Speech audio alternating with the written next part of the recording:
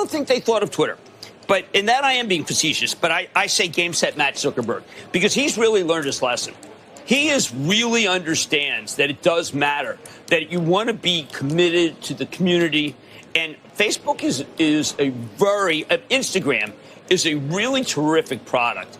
And Twitter is awful. And my kids were saying, like, why are you posting on Twitter? I said, well, it's free. I said, well, that's just great. The worst things in life are free. Does that mean you're going to migrate?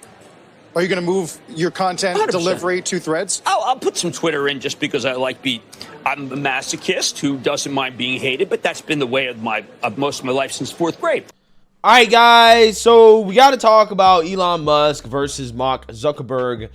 Once again, because Mark Zuckerberg has pissed Elon off to the point where Elon is going off on Twitter about the fact that Mark Zuckerberg is basically trying to take down Twitter. Okay, Mark Zuckerberg is a pawn of the Democrat Party. He's a pawn of the establishment. And we know how much the Democrat Party hates Elon Musk's guts. They've tried time and time again to take down Elon Musk's Twitter ever since he bought it. Okay, they tried to sabotage the platform. However, they have been utterly unsuccessful. And the reason why they have been unsuccessful is because all of the alternatives to Twitter, quite simply, are just not better than Twitter. And on top of that, the alternatives are not getting people who disagree with the left on their platforms, which is why those platforms have limited growth. Okay, they're not doing so well because in order to make one of these apps work, right, these social media apps, you can't have an app that just has people on it from one side of the political aisle. Okay, people aren't going to get on the app. The whole point of putting out a tweet, okay, or putting your opinion out there online is for people who disagree with you to see it, right? That's the whole point. So when you don't have people on the app that disagree with you, then people are going to get bored with the app because they're going to be in an echo chamber and they're not really going to use the app as much as they otherwise would. Again, there's a reason why all these alternatives, whether that be on the right, like Truth Social, or whether it be on the left, like, well, I think they had an app called Mastodon or something like that. You know, they're very limited in regards to how much they can grow because they are politically oriented apps. Now, Mark Zuckerberg is trying to break that trend because Mark Zuckerberg owns Facebook, he owns Instagram. You know, conservatives own Facebook, they're on Instagram as well too. And I think what they believe is that, well, Zuck can launch an app that everybody is going to want to get on, okay? And it will be the friendlier version, aka the censorship friendlier version, okay? The advertiser friendlier version of Twitter, because Elon Musk has positioned Twitter as a free speech platform. People can say what they want to say for the most part. People still get suspended or whatever, but it's a lot better than it was before Elon bought it. Zuckerberg saw an opportunity there, a market opportunity, and decided to start his own version of Twitter because the establishment wants him to do that. And again, you're already seeing on the app that people are being censored for very petty things. Take a look. Well, look who's here, journalist and author. He worked on the Twitter files, broke a lot of stories there. Michael Schellenberger. Michael, okay, you're finding Facebook has this new app to take on Twitter. It's called Threads. But you're finding this Threads app is already censoring users and with no avenue or way to appeal. What's going on? Well, right. I mean, when Mark Zuckerberg, the owner of Meta, Facebook, Threads, and WhatsApp, announced Threads, he said it would be a free and open platform. Well, right away, there were users who showed that they had been censored. In fact, I myself, when I tried to follow those users, they were censored. Now, these are folks that I don't necessarily agree with. Why were they censored? These are folks, one of them, Rogan O'Handley, is someone who actually had sued the social media companies for his censorship because he expresses election skepticism. I myself don't agree with him on everything, but that's the whole point of free speech, is that it's for everybody, not just the people we agree with. So I did respond to Mark Zuckerberg on Threads. He did not reply to me. We have tried to get in touch with Facebook for years now. They will not respond. So this is secretive censorship, and there's no right of appeal. There's no way for anybody who's being censored on those platforms to make their case and to try to get off the blacklists. So this is going to be a big story in the days ahead. This is not going to go away, Michael. Well, that's right. I mean, look, we had on July 4th this incredible historic ruling for free speech by a federal judge ordering the Biden administration to stop pressuring social media companies to censor. One day later, there's Mark Zuckerberg up with Threads that's censoring users and doing so secretly without right of recourse. So I think that Congress needs to act. Taxpayers give social media companies special liability protections. Yes, they're private companies, but if they don't, Section 230 protections from liability should come with the requirement that they be transparent about the decisions they're making and give the people that they're censoring the right of appeal. Yeah. And look, Facebook and Meta it's a massive conglomerate. If they succeed, they're going to have 80% of the social media and messaging market outside of China and Russia. That's about as close to a monopoly as one can imagine. Yeah, and also really small Zuckerberg's charitable foundation did a lot of work on the election. So if they're anywhere near to censoring any debate about what goes on with our elections, that's a danger zone for Mark Zuckerberg. Yeah, so you've seen that, you heard that. Mark Zuckerberg is already doing the bidding of the Democrat Party, okay?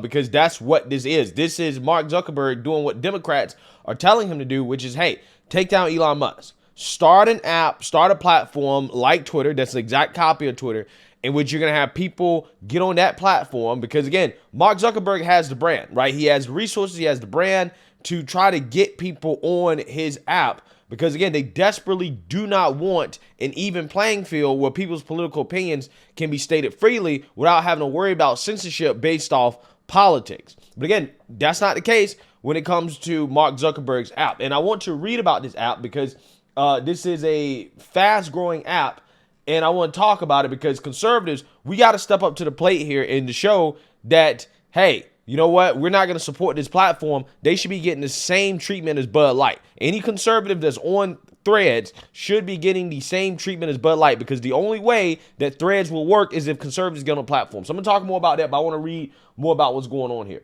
Elon Musk and Mark Zuckerberg traded insults over the weekend as competition between the billionaires heated up majorly in Zuck's favor.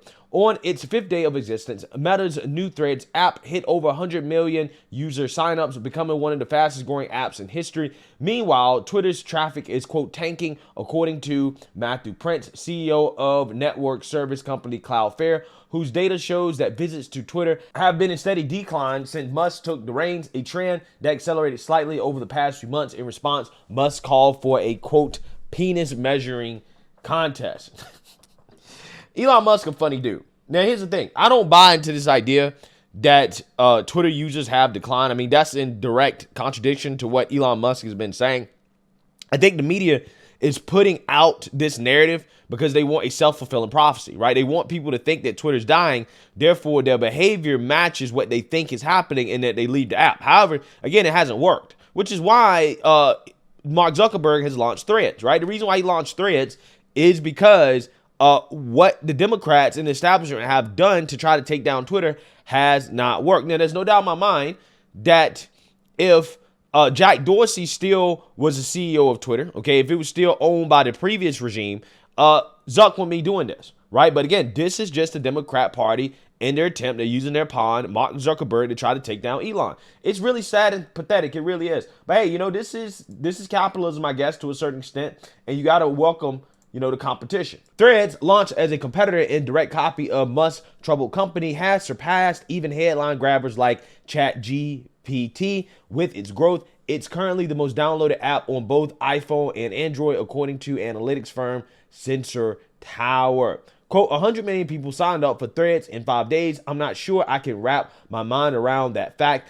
Instagram CEO Adam Mosseri posted on Threads Monday. It's insane. I can't make sense of it. Okay, yeah, that's fine, right? Because Mark Zuckerberg has the brand, right? When you have Facebook, you have Instagram, it's easy to get people to sign up when you've already incorporated the app. You've integrated that app into those platforms. Yeah, you're going to get easy signups. People going to be like, oh, okay, I'll sign up for Threads or whatever. But does that mean that people are actually going to stick to the app? Are they going to stay on the app? That is the real question. And my prediction is that the censorship is going to be so ridiculous, okay, like Twitter censorship was ridiculous, that a lot of people are just not going to stay on the app. They're not going to stay on the app. They're going to go back to Twitter because they realize, well, Twitter's more fun. Okay, also on Twitter, you're not in an echo chamber. Now, here's the thing. People, you know, it seems like they want an echo chamber, right? They want an echo chamber where their opinions are basically prioritized over other people's opinions, right? Which is what the last Twitter was. The last Twitter was not an echo chamber. It was really what it was is that it was that left-wing opinions, left-wing narrative was pushed over everybody else.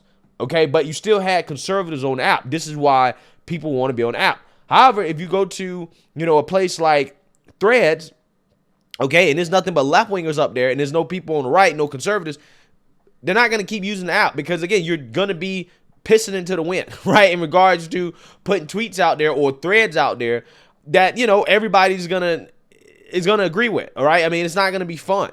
The fun of Twitter is that you have both sides of the aisle on the app, right? And this is why I think that conservatives need to boycott this app. They should not support this app. We should not support this app. We should give it a Bud Light treatment, right? Any conservative that's on that app, okay, we need to call them out and say, no, you should not be supporting this platform. Do not support this platform. Because essentially what you're supporting by getting on that app is you're supporting Mark Zuckerberg taking out Elon Musk. You're actually going against free speech. We should not be getting on these apps. We should do the same thing that the left does, right? Again, anybody on Threads needs to get the Bud Light treatment, okay? I'm not signing up for it. I'm not getting on it because, again, I don't support it, right? I just don't support it. Over the last few weeks, Musk's reactions to Thread news range from swearing he's not worried about any of it to lambasting Meta's alleged social media monopoly to adolescent name calling. On Sunday, Musk tweeted, quote, Zuck is a, the recent insult of choice for conservatives is short for, a word for a man who allows his wife to sleep with other people. 8 hours later, Musk proposed a literal penis measuring contest. Meta did not immediately respond to a request for comment. Twitter has an official policy of ignoring media requests, and its press email automatically responds with a poop emoji. Yeah, Zuckerberg doesn't seem particularly bothered. He's riding high after a former Meta engineer posted the words Threads appears to be censored from Twitter's trending topics. Zuckerberg responded concerning a mocking reference to one of Musk's go-to replies on Twitter. Yeah, so again, they're accusing Elon Musk of, trying to censor Threads on Twitter, right? So we'll see. Threads has a cheat code to early success. The app is built on the Instagram network, which means signing up takes seconds. Users automatically build a network as friends and followers from Instagram sign up. That alone isn't enough for long-term sustainability, but it won't take much to destabilize an already faltering Twitter. In fact, Threads could fail and still be a win for Meta if it kneecaps one of the major competing social networks. Yeah, so again, that's the goal here, right? The goal is for Mark Zuckerberg to take down Elon Musk, right? That's the whole goal here. But again, I don't think that this is necessarily going to happen. We'll see. We'll see. Immediately after Musk's takeover, Twitter users started a migration to a growing list of competitors. Mastodon, the initial frontrunner, seemingly lost steam, but later upstart called Blue Sky is going strong and saw record signups after Musk made the temporary but disastrous choice to limit the number of posts users were allowed to see in early July. Blue Sky recently surpassed 1 million signups, a number that seems insignificant compared to Threads until you consider that Blue Sky is still invite only and doesn't have Instagram's 2 billion users to fall back on.